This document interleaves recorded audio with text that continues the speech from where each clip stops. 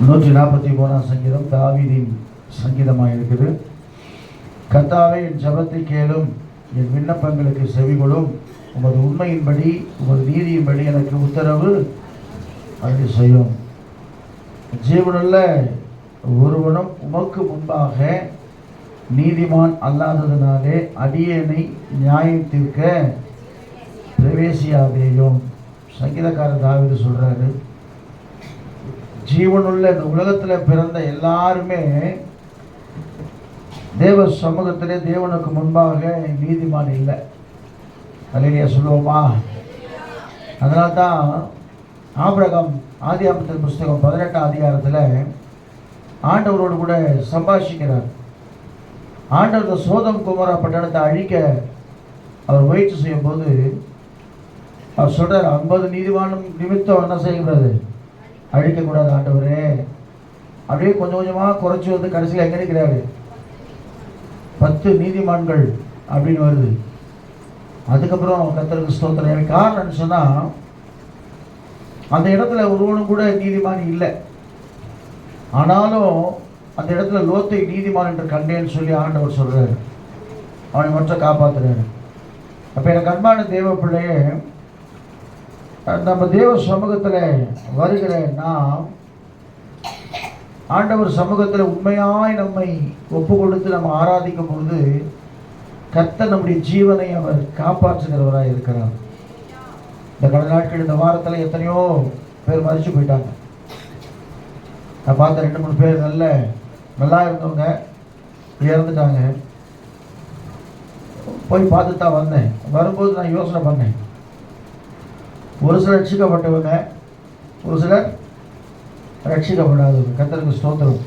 ஆனால் தேவன் உண்மையாகவே எவ்வளவோ வியாதியின் மத்தியில், எவ்வளோ போராட்டத்தின் மத்தியில் நம்ம என்ன செய்யற ஆண்டவர் பாதுகாக்கிறவராக இருக்கிறார். சில இடத்துல நம்ம அதை உணர்வதில்லை. ஆண்டவர் கிருபை கொடுக்குற தேவனாக இருக்கிறார். என் பாடுறேன்ல, காலையிலே கிருபையும் மாலையிலே மகிமையும் தருகின்ற நல்ல தெய்வமே. காலையிலே கிருபையும் மாலையிலே மகிமையும் தருகின்ற நல்ல தெய்வமே.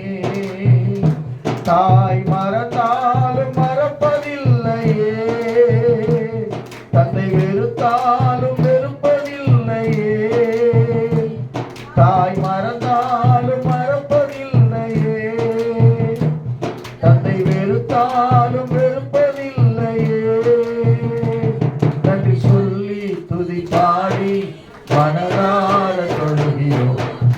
இல்லாம வாழ முடியாதையா, கிருபை இல்லாம வாழ தெரியாதையா. நீங்க இல்லாம வாழ முடியாதையா, கிருபை இல்லாம வாழ தெரியாதையா. இயேசுவே என் எஜமானனே,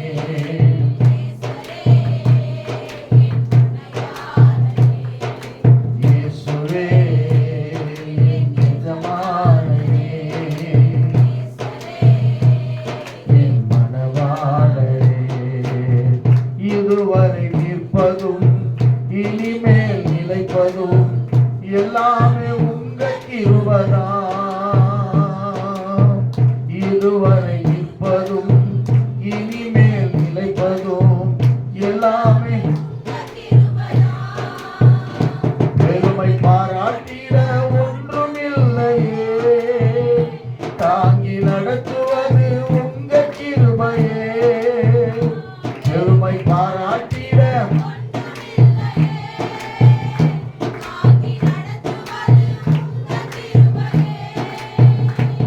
நன்றி சொல்லி துதி பாடி மனதார தொழுகிறோம். நீங்க இல்லாம, உங்க கிருபை இல்லாம வாழ தெரியாதையா. சொல்லுவோமா? நீங்க இல்லாம வாழ, உங்க கிருபை இல்லாம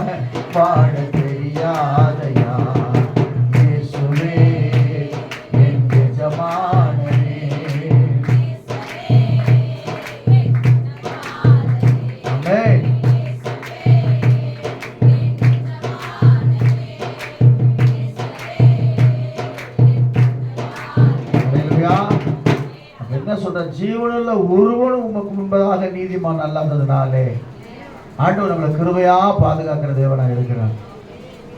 ஆனா நமக்குள்ள என்ன இல்லைன்னா, ஒரு ஆண்டவரை குறித்து ஒரு வைராக்கியம் இல்லை. ஆண்டவர் சொல்றாரு, கொஞ்சத்திலே உண்மைகளோட என்ன செய்யற, அநேகத்துக்கு அதிகாரியா வைப்பேன்னு சொல்றாரு. ஒரு சம்பவத்தை நான் கேள்விப்பட்டு என் வாழ்க்கை கூட நடந்துச்சு. ஒரு சகோதரர், ஒரு இந்து சகோதரர் அங்கே நிற்கிறாரு, 2 கிறிஸ்தவ சகோதரர் அங்கே இருக்கிறாங்க. அதில் ஒருத்தர் ஆஃபீஸரு, ஒருத்தர் அவர்கிட்ட வேலை செய்கிறவர், சாதாரண ஒரு ஆள். அப்போ இவர் சொல்கிறாரு, அவர்கிட்ட போயிட்டு போய் ஒரு பாக்கெட் சிகரெட் வேணாடான்றாரு. அது ஒரு பாக்கெட்டு சிகரெட் வாங்கிட்டு வா. அவர் அப்படியே முறைச்சி பார்த்துக்கிறார்.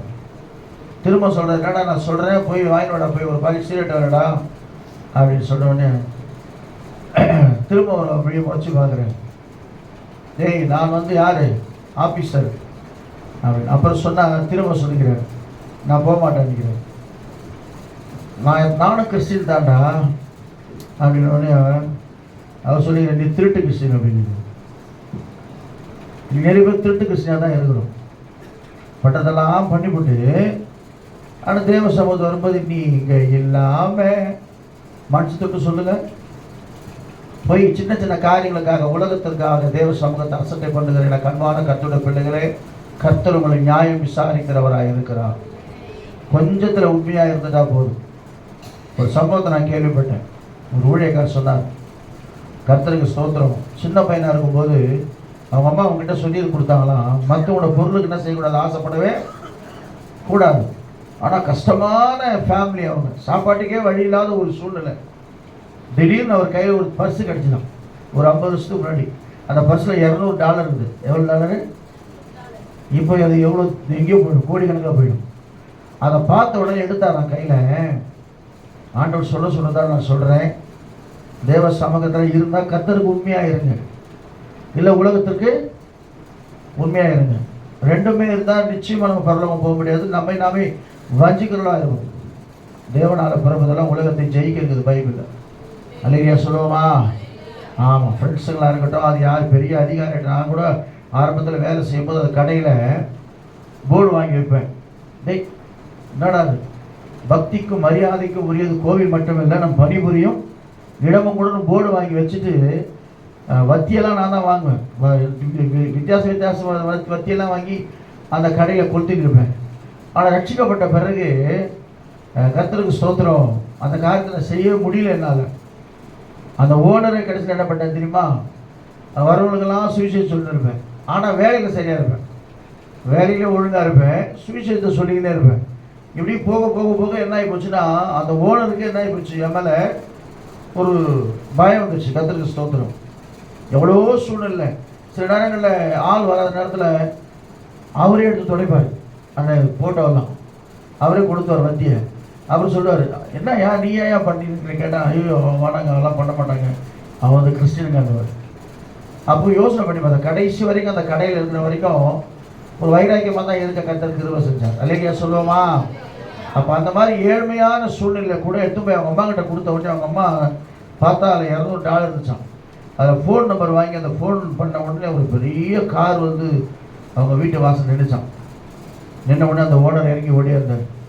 ஓடி வந்து பார்த்து அதெல்லாம் பார்த்தா எல்லாம் சரியாக இருக்குது, எல்லாம் சரியாக இருக்குன்னு. அவருக்கு அதெல்லாம் முக்கியம் இல்லை, அதுக்குள்ளே ஒரு டாக்குமெண்ட்ஸ் இருந்தால் அந்த பேக்கில் பயங்கரமான டாக்குமெண்ட்ஸ், எத்தனையோ கோடிக்கணக்கான டாக்குமெண்ட்ஸ் இருந்த உடனே அவர் பார்த்து ரொம்ப சந்தோஷப்பட்டு, வெரி குட்பா, என்னப்பா இந்த அப்படின்னு சொல்லிட்டு அந்த $200 அவங்க கையில் கொடுத்தாரோம். அவர் சொல்கிறான், வாங்க மாட்டேன்ட்டான். ஏன்பா வாங்க மாட்டேன்னு சொல்கிறேன்? இல்லைங்க, பிறருடைய காசு எனக்கு வேணாம், கீழே எடுத்து இதுக்கு எங்கள் அம்மா கிட்ட கொடுத்து உங்ககிட்ட கொடுத்தாச்சு, முடிஞ்சு போச்சு. அல்லையா சொல்லுவோமா? வேறு சார் என்ன பண்ணுவோம், $200 தூக்கி பாக்கெட்டு போட்டு பஸ்ஸு தூக்கிங்கன்னா தூக்கி போட்டுருவோம், பேக்கை தூக்கிங்கன்னா தூக்கி விசிறி அடிச்சுட்டு போயிட்டே இருப்பாங்க. அப்படி தான் நடக்கும். உடனே அப்போ அவர் சொன்னார், அவன் தம்பி, இந்த சின்ன வயசுல இவ்வளோ உண்மையாக இருக்கிறேன், நேர்மையாக இருக்கிறேன், அதனால் கர்த்தருக்கு ஸ்தோத்திரம், நான் என்னப்பா செய்யணும் உனக்கு சொல்லுன்னு சொல்லுங்க. அப்போ சொன்னா, எனக்கு எதையும் செய்ய வேணாம், நீ ஏதாவது பெரிய கம்பெனி ஓனர், எனக்கு ஒரு வேலை மட்டும் கொடுக்க போதும். அல்லையா சொல்லுவோமா? அவன் உண்மையை பார்த்து வேலை கொடுத்தாரான். கர்த்தருக்கு சொல்ல கடைசியில் அவர் அந்த பதவி விட்டு போகும்போது அந்த பதவிக்கு எவ்வளோ உட்கார போயிருக்கிறார். அப்போ ஆண்டவர் சமூகத்தில் மட்டும் நம்ம வாழ்க்கையில் தேவ சமூகத்தில் உண்மையாக இருந்தால் தேவ கிருபை நம்மளை சூழ்ந்து கொண்டே இருக்கும். கடந்த வாரத்தில் சொன்னார், யோசேப்பு எங்கெல்லாம் போனானோ அங்கெல்லாம் கர்த்தர் அவனை காப்பாற்றினார். அவன் எங்கெல்லாம் போனானோ அங்கெல்லாம் கர்த்தர் அவனோடு கூட அவனுக்கு உதவி செஞ்சார். ஆகவே அவன் சொல்றான், ஜீவனுள்ள ஒருவன் உனக்கு முன்பாக நீதிமான். கர்த்தர் கொடுக்கிற ஜீவன் இது, ஆண்டவர் கொடுக்கிற இரக்கம். நம்மோட பெரிய பலசாலி, நம்மளோட பலசாலி எல்லாம் எப்பயோ போயிட்டான். அதனால எனக்கு அன்பான தேவ பிள்ளை, அவன் சங்கீதக்காரன் சொல்றான், ஜீவனுள்ள ஒருவன் உனக்கு முன்பதாக நீதிமான் அல்ல. அதனால இது கிறிஸ்துவ வாழ்க்கை என்பது அப்படியே உடனே பரிசுத்தமாகிற வாழ்க்கை இல்லை. கொஞ்சம் கொஞ்சமாக மறுரூபமாகி உலகத்தை விட்டு வேறு பிரிந்து ஜீவிக்கிற ஒரு ஜீவியம். உலகத்தில் போய் உக்காந்துக்கின்னு அங்கேயே போய் உக்காந்துக்கின்னு எல்லாமே பண்ணிக்கிட்டு கலந்துக்கின்னு கட்டி பிடிச்சிக்கிட்டு அதை பண்ணிக்கிட்டு இதை பண்ணிக்கிட்டு அதெல்லாம் செஞ்சோன்னு சொன்னால் நமக்கும் உலகத்தாருக்கும் ஒரு வித்தியாசம் இருக்கு. நம்ம ரட்சிக்கப்பட்ட ஒரு இதுவே கிடையாது. ரசிக்கப்பட வேண்டிய அவசியமே இல்லை. அல்லையா சொல்லுவோமா? ரெண்டாவதாக அவர் சொல்றாரு, என் கைகளை உமக்கு நேராக விரிக்கிறேன், வறண்ட நிலத்தை போல என் ஆத்மாவும் மேல் தாகமாக இருக்கிற. தேவ சமூகத்துக்கு வர்றதுக்கு ஒரு தாகம் இருக்கணும். அல்லையா சொல்லுவோமா? எப்போ போய் இந்த சங்கீதக்காரன் சொல்றான், ஆகாமிய கூடாரங்களில் வாசமாய் இருப்பதை பார்க்கிறோம். என் தேவனுடைய காரணம் சொன்னா, நான் என்னதான் வேலை செஞ்சதா கூட கர்த்தரை ஆராதிக்கிற ஒரு ஆராதனை இருக்குது பார்த்தீங்களா, அதுதான் எனக்கு ரொம்ப முக்கியமான ஒரு காரியம். அல்லையா சொல்லுவோமா? அவன் சொல்றான் பாருங்க, கர்த்தருக்கு ஸ்தோத்திரம். 42ஆம் சங்கீதத்தில் 1 to 4 வரைக்கும் வாசிக்கும் போது அந்த தாகம் எப்படி இருக்குமா? கர்த்தருக்கு ஸ்தோத்திரம். வாசிங்க. என் ஆத்துமாவே மானானது நீரோடைய வாஞ்சித்து கதறுவது போல, தேவனே வாஞ்சித்து கதறுகிறது. என் ஆத்துமா தேவன் மேல், ஜீவனுள்ள தேவன் மேல் தாகமாய் இருக்கிறது. நான் எப்பொழுது தேவ சமூகத்துக்கு வருவேன்? நிற்பேன். தேவன் இங்கே என்று சொல்லுகிறபடியால். ஆமென். அல்லேலூயா சொல்லுவோமா? ஆமா, சில நேரங்கள் நம்முடைய வாழ்க்கையில நம்ம பண்ற ஜெபத்திற்கு பதில் வராது, அவ்வளவு சீக்கிரம் வராது. ஆமா, என்ன பெருசா சாதிச்சுட்டேன் கிறிஸ்தவத்துக்கு போயிட்டு சொல்லுவாங்க, சொன்னதான் செய்வாங்க. ஆனா ஒரு நாள் வரும், இயேசு அவனுக்கு முன்பாக நம்ம யார் என்பதை நிரூபிக்கிறவராக இருக்கிறார். நம்ம உண்மையா இருக்கணும். சண்டே கிளாஸ் ஊழியமாக இருந்தால் கூட அவர் என்ன செய்யணும்? உண்மையை. சின்ன பசங்க நான் பெரிய ஆள் தான் சுவிச்சேன்னு சொல்லுவேன். நோ நோ நோ நோ குழந்தைக்கு செய். ஒருவன் எனக்கு ஊழியம் செய்தால் பிதாவானவர் அவனை.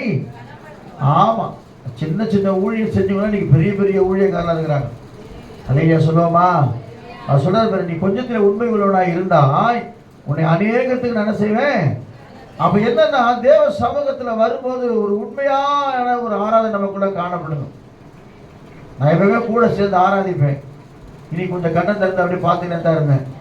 கர்த்தருக்கு யாரெல்லாம் உண்மையாக தேவ சமூகத்தில் நீங்கள் என்ன செய்யுங்க, ஆராதிக்கிறங்க என்று சொல்லி கர்த்தருக்கு ஸ்தோத்திரம். அல்லேலூயா சொல்லுவோமா?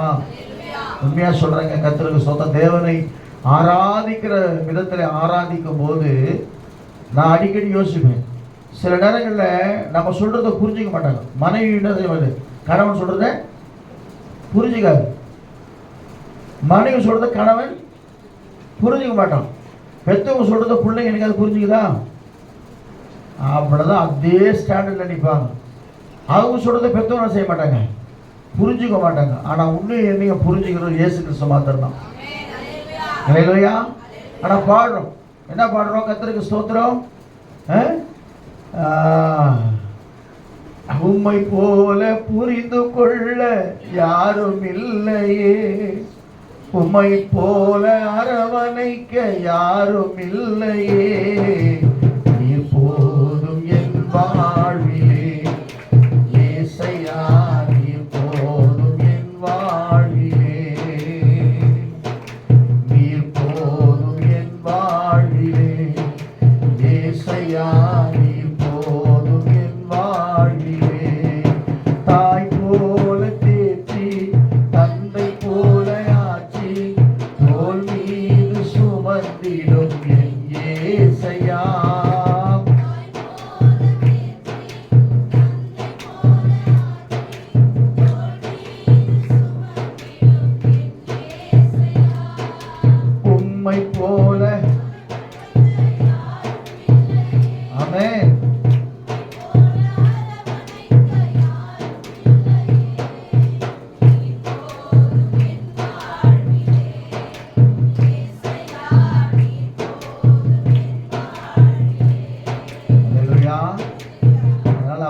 இருந்தாலும் உனக்கு மலை போல துன்பம் வந்தாலும் பனி போல நீங்கும்படி செய்வார்.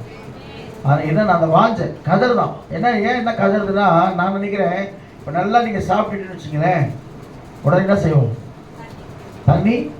இப்போ சொல்கிறாங்க 1/2 மணி நேரம் கழிச்சு தண்ணி குடிக்கும். சரி, 1/2 மணி நேரம், 1 மணி நேரம் ஆச்சு, 2 மணி நேரம் ஆச்சு, தண்ணி இல்லாமல் என்ன ஆகிடும்?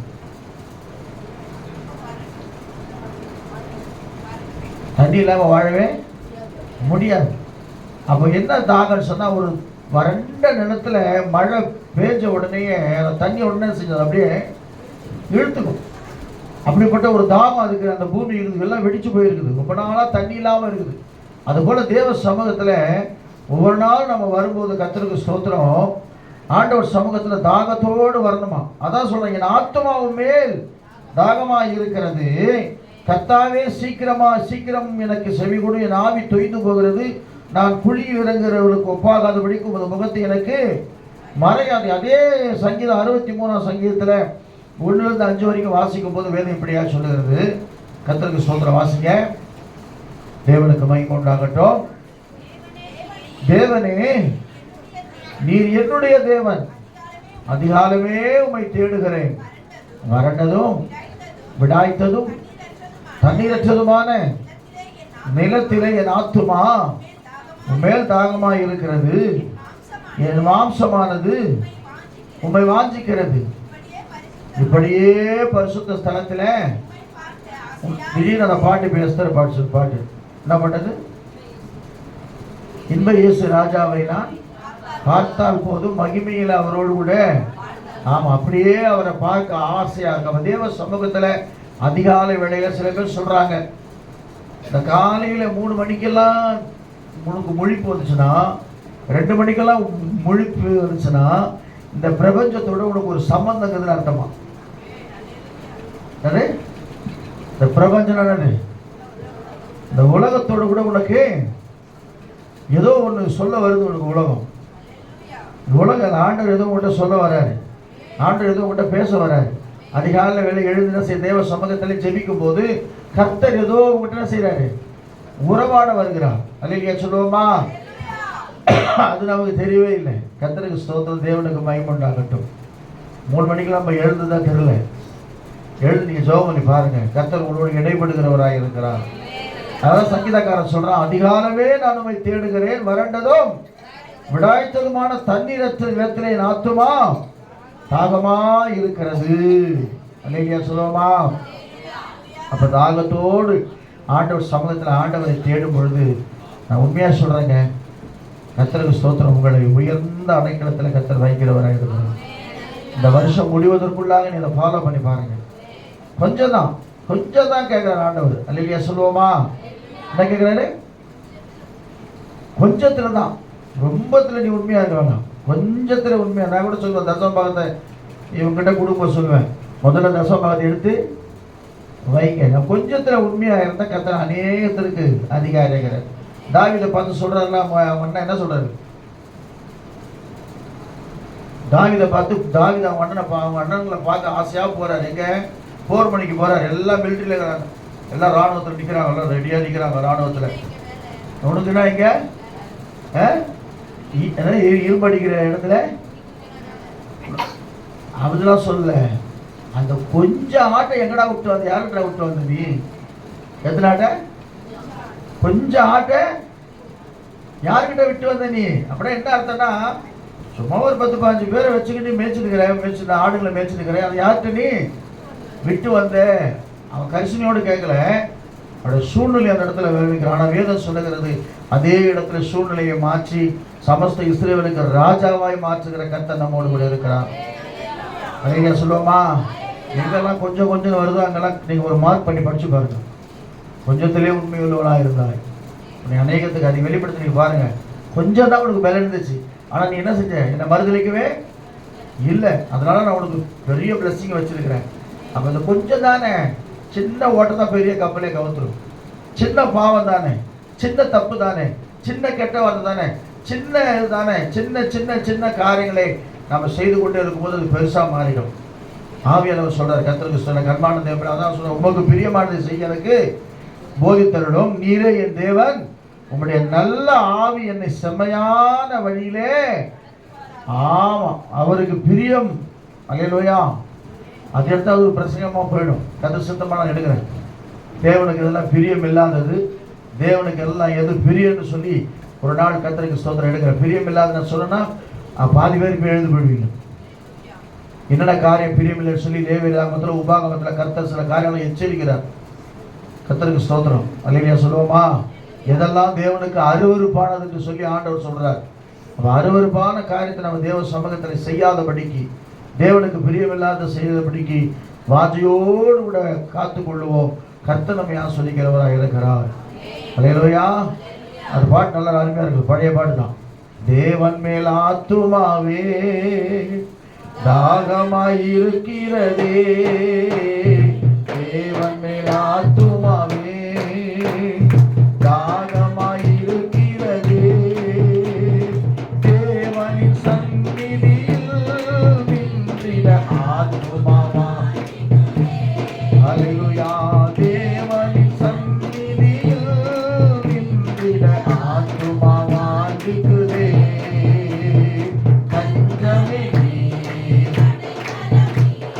கோட்டையும் காப்பி,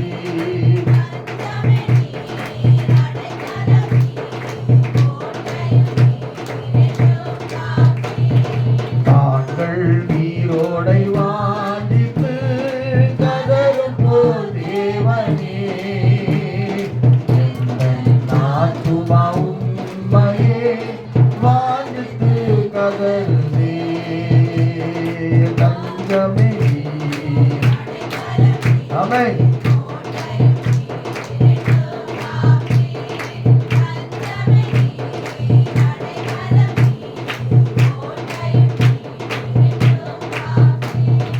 தேவனே பகற்காலத்தில் கிருபையை தருகின்றீர்,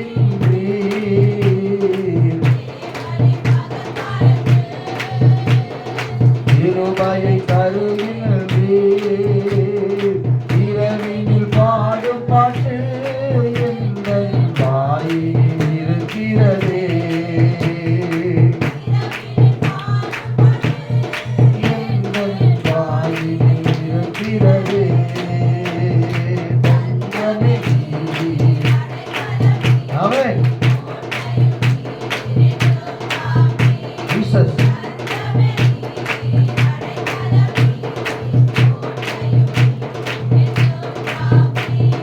அல்லேலூயா. கர்த்தர் நல்லவராய் இருக்கிறார். நம்ம தேவ சமூகத்திலே தேவனுக்காய் நிற்போம். கொஞ்சத்தில் வைராக்கியத்தை காண்பிப்போம்.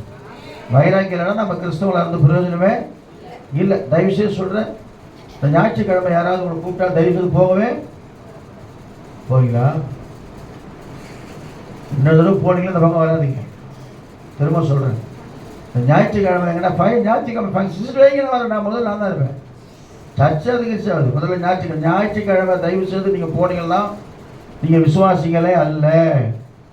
அதுவும் சர்ச்சை கட் பண்ணிட்டு போனீங்களா நீங்கள் விசுவாசியே அல்ல. கொஞ்சம் நேரமாவது உட்காந்துட்டு தேவ சம்பந்தம் செய்யணும். எதுக்கு? உங்கள் சம்மந்தப்பட்ட வேலையாக இருந்தால். இல்லையா சொல்லுவோமா? சில மெடிக்கல் லைனில் இருப்பாங்க, ஊசி போட்டு தான் ஆகணும் போய் அவங்க. அதனால் நீங்கள் ஞாத்திகா போகணும்னு சொல்லக்கூடாது. ஆனால் அதே நேரத்தில் திருமணம், சடங்கு, சம்பிரதாயம் இதுக்கெல்லாம் போய் தேவ சம்பந்தத்தில் நாடாமல் நீங்கள் போனீங்கன்னா நிச்சயமாக சொல்கிறேன், கர்த்தருக்கு ஸ்தோத்திரம், நீங்கள் உண்மையான விசுவாசி அல்ல. இந்த ஒரே ஒரு நாள் தேவ சமூகத்தில் நிறைய நாள் இருக்குது. உபவாசம் கொண்டு இருக்குது, அமாவாசை கொண்டு இருக்குது. நீங்கள் நினைக்கலாம் இவங்களுக்கு வேலை வெட்டி இல்லைன்னு சொல்லி. எந்த அளவுக்கு தேவ சமூகத்தில் நீங்கள் அதிகமாக காணப்படுறீங்களோ, எந்த அளவுக்கு வாஞ்சியாக இருக்கிறதோ, வாஞ்சையுள்ளவனை கர்த்தர் உயர்த்துகிறவராக இருக்கிறார். அல்லேலூயா. அதை கர்த்தர் நல்லவர். ஒரே ஒரு அறிவு நான் மனத்தில் கொடுத்துட போகிறேன். கர்த்தருக்கு ஸ்தோத்திரம்.